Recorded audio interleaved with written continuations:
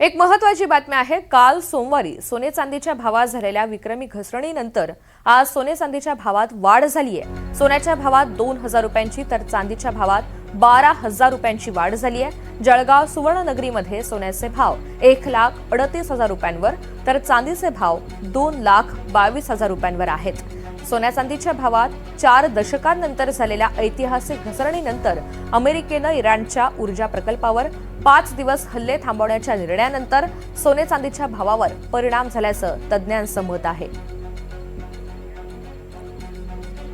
अधिकची माहिती जाणून घेऊयात। मंगेश जोशी आपल्यासोबत आहेत। मंगेश, काल घसरण झालेली होती दरात, मात्र आज आपण पाहतोय काहीशी पुन्हा भाववाढ झाल्याचं चित्र आहे। नेमकी काय कारणं सांगितली जात आहेत? नक्कीच तुझ्या काल जर आपण बघितलं तर सोन्याचे भाव जे आहे हे जवळपास 10 ते 12,000 रुपयांनी आणि चांदीचे भाव हे जवळपास 20 ते 22,000 रुपयांची घसरण जी आहे ही पाहायला मिळाली।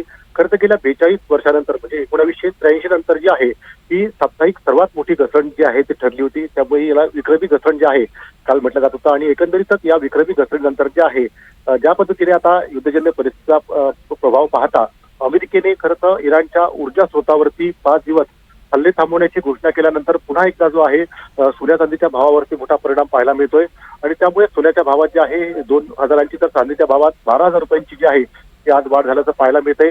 आता जर भावाचा विचार केला तर जीएसटी विना सोन्याचे भाव जे आहे हे 1,38,000 रुपयांवरती तर चांदीचे भाव जे आहेत ते 2,20,000 रुपयांचे पोहोचलेले आहेत।